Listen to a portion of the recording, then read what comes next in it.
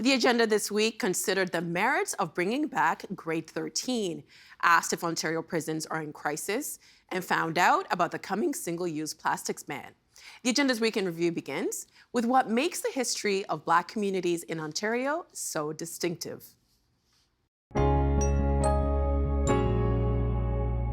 What do you suspect is the thing that makes Black history in this province particularly unique or particularly distinctive to study? Well, I mean, I feel like you've already heard it. My other two panelists have already demonstrated the depth, the uniqueness, the nuance, the coming and the going, the resistance, the fighting, the settlement, the community, right? Black Canadian history, what makes it so unique is that we're not dealing with one wave of immigration or maybe now a second gen. We're dealing with maybe 8 generations. We're dealing with rootedness in communities. We're dealing with the building of buildings, churches.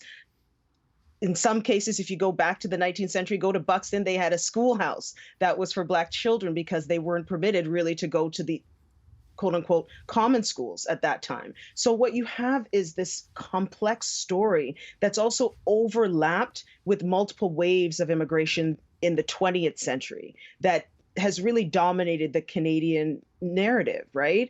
Because we don't have a lot of images of people from the 19th century. Yeah, right. Cheryl, So I Richard wonder Pierpoint, for example, you have a rendering of him, but you don't have an image. So because you don't have the images, it's very easy to erase people as if they didn't exist. many other communities have had their stories well and truly told and are part of curricula in schools all across this province, whereas I think it's fair to say in the Black communities of this province, there seems to have been a pretty strenuous effort to undertell the story of their history. And I wonder if you think that that's being rectified nowadays. I mean, it is, but I think the struggle is still real. And I think education, especially at the primary and secondary level, is so driven provincially. And it's so driven by groups having to really lobby to get things in the schools. I think university curricula is a little bit different. And I think what we're starting to see, yes, in certain school districts, you are starting to see the inclusion of Black history. But again, I think what we really are pushing for is not the story of one. So what I mean by that is you get to Black History Month and suddenly you're learning about one Black person. And then that's called learning about Black history. Or they select these random narratives and show you them, but they don't connect them to a larger story. So I think, and I know in Ontario that work is being done at many different school boards to just create a complex understanding of Blackness that doesn't just reside in one person or one community. And I think it has improved since I was a kid. But that's not really saying much because when I was a kid, there was nothing. Right. Afua, maybe you could pick up the story there. I know you have a chair in Black Studies at Dalhousie University, but that's not the province of Ontario. From what you know and see, are we starting to pick up our game in the province of Ontario when it comes to teaching this? Yes, I think so. It's starting to happen with the various school boards that Cheryl mentioned. There is a Center for Black Excellence at Toronto District School Board.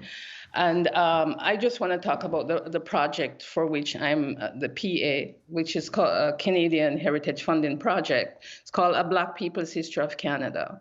And one of our aims or major objectives is to write curricula from kindergarten through grade 12 for Black history learning. And it's from coast to coast to coast. And I mentioned the third coast, the north, because oftentimes when we think of Black history, we don't think of, the north of Canada or even Newfoundland. And so this writing of curricula will be backed by solid research, solid historical research. And I've assembled a team of wonderful people, wonderful researchers who are working on this project. And it's from across, we have people in Alberta, New Brunswick, British Columbia. And as I said, the objective is to make that intervention in elementary and secondary school history learning, because we have history and we have social studies. And, under those rubrics, there is a great amount of space if the teacher is creative to weave in Black historical knowledge. So it's starting to happen, and it's really wonderful. And I applaud everyone who is participating in this effort. But look out for a Black People's History of Canada. It's doing just that. I'm sure you get lots of feedback from your secondary school teachers, and I shouldn't say I'm sure. I wonder whether they're saying to you, you know, Karen, we are graduating these kids and we are sending them up to university and college, but they're not as prepared emotionally to handle it as, say, kids of 5 years ago before COVID. How much of that do you hear? Your crystal ball is correct. I do hear that. I hear that from people. We have a number of people who were working at the time that there was a grade 13 and could see the difference. In OSSTF, we have people working in the university sector, and they tell us that there's a difference. So that's obvious. What we need to focus on right now is not shortchanging the students of Ontario. $1.6 billion was put into individual parents' pockets over the course of the pandemic, and that's not a global way to address the situation. You address the situation by putting money in the system, by putting the supports in the system. Absolutely. The child and youth workers, the mental health workers, the psychologists and psych associates, all of them play a really important part of the team, the custodians and the secretaries. We have to be looking at rebuilding, strengthening Ontario as we head out of the pandemic. And I certainly hope we're heading out of the pandemic. It's not going to be a simple answer. It's not probably going to be a permanent solution, but there might have to be something different in place for the next couple of years to address what students need in Ontario. Tony, can I get you to weigh in on that as well? Sure, and just to piggyback on that, I think that the plan needs to be short-term and long-term. So we need short-term additional support for young children in the primary grades to help them move their reading capabilities up. We need additional supports in grades 7 and 8 to help those students transition to secondary schools, because we're hearing that's a difficulty. We need additional resources in grade 9 and 10, because we know that if students start to fall behind in their credit accumulation by grade 10, we call it 16 by 16, we know that they're less likely to graduate. And then we also need to help those students in grade 11 and 12 who are about to exit. And by the way, remember that not all students go to college or university. We'd like more of them to go into the skilled trades. We know that a number of them go into the world of work and then hopefully come back to further education. So we need those short-term supports now, as well as all the mental health supports that everyone has described. And while we're doing that, we need to then look at a longer-term plan. I think it's fair to say that this government has really drawn a great deal of attention to the skilled trades and has tried to make the case, as Tony just did, that post-secondary is not the only option for you after you finish high school. The skilled trades are a great way to make a great living and to have the kind of job security that a lot of other people in society don't have. However, having said that, I wonder whether the government is listening as carefully to these other ideas that you have all brought forward during the course of our discussion here. Yes. And I'm seeing a lot of heads shaking right now. Okay, go ahead. Karen, you start us off there. Are they listening to these other ideas as much? We were talking about the 34 credits in early December with the government. There's no reaction, there's no response, there's no acknowledgement of what we need to do to be addressing the situation. We hear that maybe license stickers aren't going to be on license plates anymore, which, that shouldn't be the focus right now. We have to question too, where's the money going to go that would come from that? We have to look at the money that's going into education, and consultation is really important. We are working directly in education. We're not saying that we need to, say grade 13 is back forever and ever. We're looking at what we need to do to address the needs of the students. So it would be great if we could be involved in those conversations at a higher level. Yeah, Kelly, I'm trying to rack the recesses of my memory from the last Ontario budget, but I think foregoing renewal of license plate stickers could potentially deprive the Treasury of about $1 billion. Can you think of what you might want to do in terms of education with $1 billion? Well, we just have Laurier's Center for Leading Research in Education called If I Had $1.08 billion, which is about how much we would have to spend on education recovery if we followed the UK's example. Instead, we spent $72 million most of it on short-term online summer school in Ontario. And that's just marginally more than we spent on cleaning supplies in this year's budget for learning recovery. So I think $1 billion, there were a lot of ideas around the table because we had all the stakeholders together. I'd sure like to see some kind of similar group come together. How much more complicated your world has become with the Omicron variant now in ascension. Our jails, our prisons, and I'm remiss not to mention long-term healthcare facilities in the same breath, and hospitals, all congregate settings are faring really, really poorly. Really bad, brutal, inhumane conditions is what our prisoners are facing, and also what our staff are facing at this time. Tell me what you mean when you say brutal and inhumane. Well, since pre-Christmas, there's been no visits, there's been minimal phone calls, lockdowns, constant lockdowns. They've become very dark, hateful places, and the stress levels are really there. COVID has impacted, Omicron has hit so many people, staff and inmate, that major outbreaks have been the norm for a month and a half now, and about 2 months. And again, when you say dark and hateful, does that mean that the violence inside our institutions has upticked? It has, and I'll give you an example. So we would have 4 or 5 day stretches of total lockdown, 2-3 men in a cell, and women, I suppose. I don't work with women right now presently, but two to 3 men per cell, 4 to 5, 6 days without any out time, no access to a shower, no access to a phone call.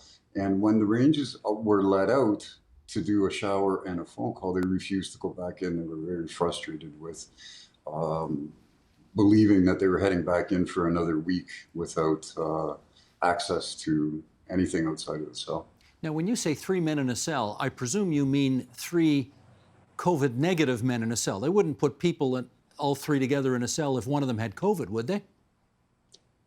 You know, Steve, one would think, I can say that the healthcare officials are doing everything they can in a congregate setting.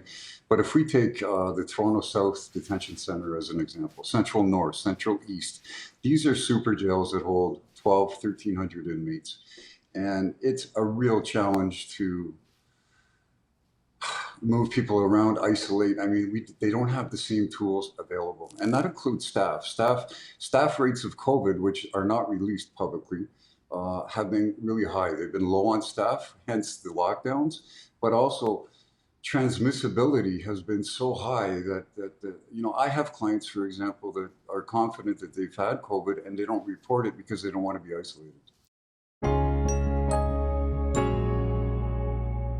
I think that there's a recognition broadly by industry. I can't speak for any one sector or any one industry, but I can say that there's, I think, on a global level, there's a recognition that there's much more plastics produced than is ending up in the recycling system. We have this, these less than 10% of what we're generating on an annual basis and putting onto the marketplace is ending up in recycling systems. And I don't think there's anybody, regardless of whether you work for government or industry or environmental organizations, that says that that's acceptable. So, while industry knows that they'll need to adjust, that they've got to examine the kinds of products and packaging that they're putting onto the marketplace, they know that they need to be part of the end of life solutions, and they know that actually they have to maybe pivot in some cases, producing less of those kinds of plastics that can be recycled, and looking for alternatives to these things that we describe and define as single use. So the industry knows that they are part of the solution, and they're very actively at the table. And we know we do have somebody on the panel whose municipality has gone through this. Councillor Judson, why did Fort Frances want to be the first in Ontario to take this on? I think our council was really motivated by an opportunity to demonstrate that we can use local government, we can use municipal jurisdiction in Ontario to contribute towards larger problems in our world and across our country. And so that's the pitch that I took to council when I brought this forward, is that we have an opportunity here to demonstrate that our citizens are behind these types of changes, that our businesses, our consumers know they need to make these changes, and we can demonstrate leadership by nudging them in the right direction. And so that was the method behind the madness that brought this forward a few years ago, and we have given it quite a bit of runway to get off the ground, to make sure everyone has time to adapt and exhaust any existing inventories. But the reception has been very positive, overwhelmingly positive, and I'm very proud of it for our community. What's the support been like for the plan in the town? Just as an example, we recently, due to the supply chain issues during the pandemic, we had some businesses ask for a little bit more time before the penalties under the bylaw came into force. And the reason they asked was not to delay enforcement, not because they don't want to comply with the bylaw, but it's because their customers ask them uncomfortable questions when they're not complying with the bylaw. So the political will is there, and people are, I think, very enthusiastic about this, and they're very proud that our community is doing this. I buy grocery, like I go to Walmart like everyone else, and I listen to hear what people are saying, and generally it's overwhelmingly positive. I don't hear people complaining. I hear people sort of saying, more communities should be doing this. This really should be more universal. We should do more. And probably the most important thing is that because of these small changes we've made, which I admit aren't enough, they're starting to cause people to voluntarily question what other decisions they can make outside of these prescribed regulations we have at the municipal level. They're starting to think about, what other impacts am I causing that I could address by making different choices? I'm thinking too, I hate to admit this to this panel, but people are creatures of comfort, right? You go to the store, you expect to get your plastic bag, and there's been times when I just kind of like, ooh, I just want my plastic bag. So, it's one thing to change policy, but how do you change culture to get everybody to buy in on this? And I would like to get everybody's view on this, but Councillor Judson, how did you do that? We did it by starting off with some consultations with some of the groups that we knew might have the biggest impacts. And so I first started shopping the idea with our business community. We talked a bit about industry impact earlier on the panel, but small businesses in a community that are buying these types of products to carry out their transactions are directly impacted at the front lines. And even there was a lot of support. But once the bylaw was enacted, we leaned on our municipal administration, who've done an exceptional job reaching out to business, making sure there was educational materials that were circulated in the community. And I think one thing that's really important to note is that we are a small community. We're census yesterday says we have 7,700 people who live here. And so we have an opportunity to pilot ideas like this where, frankly, it's far less work and it's a little bit easier than in larger centers because we have limited media, because there are only 3 grocery stores, and it's not nearly as much work to get these things going or to make changes if we learn something critical along the way. Karen, it is one thing to change policy, but how do you get cultural buy-in on something like this? Oh, I think we're there. I mean, Canadians overwhelmingly, time after time, say they want to do something about plastic pollution. And I think what's important to note, and Councillor Judson said this well, which is once the rules are in place, it also incentivizes people to think about how they live and do things differently. And so that's why even starting with a ban of 6 items nationally gets people thinking, it gets businesses thinking about how to do things differently. That's just some of what we covered this week. You can find the full conversations on our website, tvo.org, our YouTube channel at youtube.com/theagenda, or our Twitter feed, twitter.com/theagenda. The Agenda with Steve Paikin is made possible through generous philanthropic contributions from viewers like you. Thank you for supporting TVO's journalism.